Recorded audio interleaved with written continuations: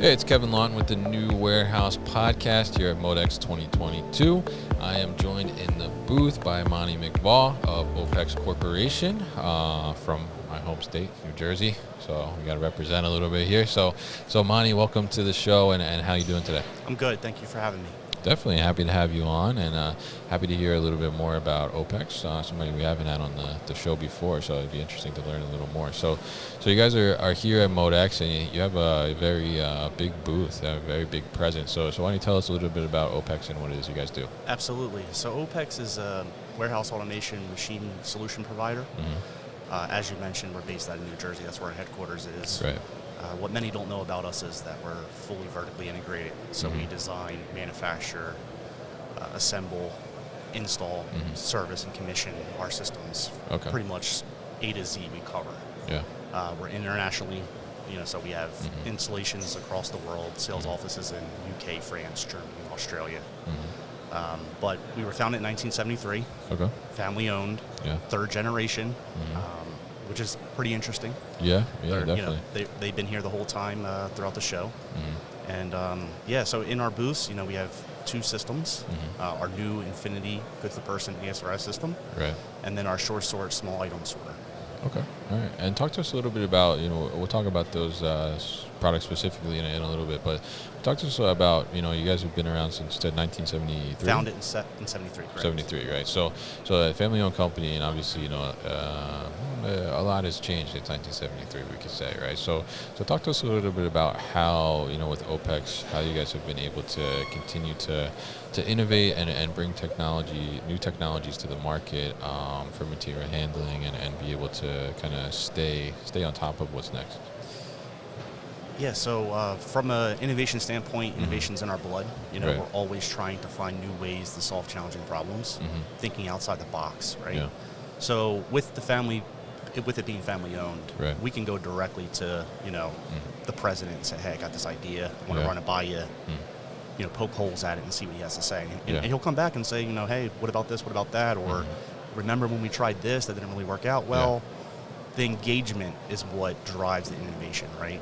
It's not like we have investors that we have to satisfy and things like that. It's privately held, and it's family. When I say it's family, you feel the family culture, right? Yeah. We're very driven off of our culture and our principles. And year after year, the organic growth is what's driving the innovation inside of us. Yeah, I think it's very interesting because, especially when we look around here, and a lot of the automation and robotics companies are, like you said, they're investor kind of led, and startups and things of that nature, and fairly new, which you guys have been around for quite some time, and obviously you've developed that, and the fact that you're able to have that kind of open communication and engagement, with the owners and the president, as you mentioned, around innovation and kind of just brainstorm ideas. It sounds like I'm sure a lot of innovation kind of happens in that way, and nobody seems to feel that they're maybe I shouldn't bring it up. There's pressure or anything. Like, since it's a very open environment. Is that right? Open door policy. Yeah. Our CEO mentions that all the time. If we have something we want to get off our chest or just talk about sports, they're from Dallas, so they're Cowboy fans. Okay. So you can imagine those type of discussions, right? Eagles and in Cowboys. Jersey, yeah, I can imagine that. Yeah, so when we talk about the innovation and things of that nature, obviously you guys have the big unveiling of the you said it was the Infinity, the Infinity, right? So it's a ASRS. So talk to us a little bit about that and how that kind of, I guess, the idea for that came about, and now how you're kind of at the point of launching here at MODEX. Yeah, so going back to ProMat 2013 is when we actually broke into the warehouse automation industry with our Perfect Pick ASRS system, right? So what was revolutionary about the Perfect Pick was, unlike other shuttle systems that just the shuttles drive horizontally and then hand off to an elevator at the end, Perfect Pick actually went vertically and horizontally, and the bots had access to all inventory in the rack in all those directions. So our install base is pretty large with Perfect Pick. Yeah. And over the years, we've been collecting feedback from our customers and asking them, what type of challenges are you facing? If you could go back and redo this, what do you wish you could have? Right. And then seeing where the market's going, we started putting together, okay, what's going to be our next generation system? And we took some of the limitations that Perfect Pick has, along with our customer feedback and desires, and we incorporated those into Infinity.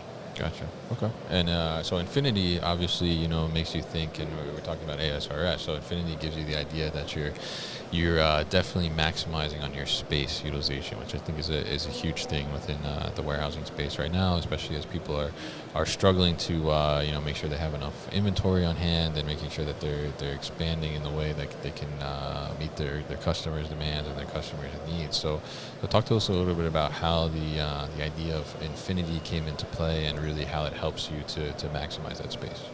Yeah, so some of the feedback that we were getting with regards to space utilization and obviously seeing the cost of real estate keep going up, right? Oh, yeah. Mm-hmm. A lot of our customers were saying, hey, I wish I could have something that could do this, this, and this. Mm-hmm. And then other customers would come in and say, what about this? Mm.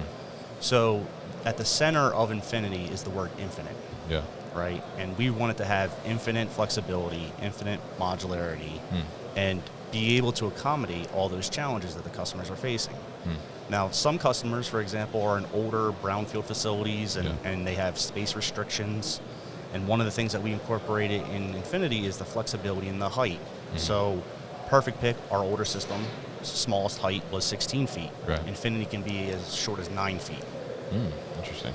So in addition to going to storage, when we introduced Perfect Pick, it was a single tote system on either side. Yeah. And then we iterated off that, which then we came out with what we call HD, high density, which is double deep. Okay. Well, Infinity's now triple deep. Okay. In addition to the various tote sizes that we support, we do accommodate the customer's needs to be able to have large cases and then individual SKUs and then divide them up into cells. But the flexibility and the modularity come into play because as we get into these newer facilities, you got to work around obstructions, right. steel beam posts and things like that. So we're having the infinite flexibility and also being to accommodate when the customer wants to scale up and scale down. We incorporated that into the product from inception, pretty much. It's very interesting, and it kind of caught my attention there when you said, because I think when we think about maximizing space, we think about, how can we go taller, right? But you mentioned that, we can go as low as 9 feet as a benefit. So talk to us a little bit about the application where we would see, where someone would want to go shorter or maybe have some type of restriction where they want to not be as tall. So in some of the facilities that we've toured and been brought in through by our customers or other prospects, there's areas inside the warehouse, such as like by the loading dock, right? You walk into some loading dock areas, and above them is actually a mezzanine or even office spaces. Well, that space is not being utilized. So if you can actually drop in a little storage system near the receiving dock, then you just cut out all those processes. You receive the goods, they go right into storage. When you need them, you pick them, you can convey them down conveyance, wherever you need to go. There's more, different verticals have different workflows, so it's not just e-commerce, right? Think about manufacturing, when they build kits and things like that. That's where the smaller heights come into play. Now, also geographically, over in Asia Pacific and APAC, their warehouse floors are very unique in the older buildings. Smaller height systems is what was being really demanded on, hey, can you go lower than 16 feet with Perfect Pick? We were getting asked that very frequently. So it was, when we were developing the system, we said we've got to be able to support lower height systems. Now, does that mean that they're going to be the preferred height? No. Everyone wants to maximize the vertical space, which our system can do. Yeah, it's very interesting, and it's great to have that flexibility. And I guess sometimes people, like I said, kind of like the benefit is going lower when a lot of people are thinking like, how can I go higher? So it's great to hear those different applications, and hopefully that sparks some ideas to the listeners there how they can utilize their space a little better. So now talk to us about the other solution you said you guys were showing here. Yeah, so SureSort is our small item sorter. We revealed SureSort back in ProMat 2017. We have a very large install base on that system as well, and we still have many use cases that are being adopted for that system. So what SureSort is essentially is an automated put wall. So we took the manual put wall process of people picking items and putting them into a little cubby and pressing the PTL button, and we automated that using our iBot, robots. Very interesting. And how has the overall reception been at the booth to both of those solutions? So with the reveal of Infinity being a new system, along with all the marketing efforts up to, we were dropping teaser videos on social media, We did a VIP campaign where we were bringing in prospects who know that they need a system like this. Yeah. Our booth was packed. It's still packed to this day. Like, typically last day of the trade show, it's kind of a ghost town. Fizzling out, yeah. Yeah, we still had people coming in, bringing in, their other team members who were here as well, like pointing to things like, hey, we got to get discussions going. Yeah, that's very good, very interesting to hear. And so, as people are looking at it, what challenges are they coming to the booth with, and what problems are they having in their operations that they're looking to this as a solution?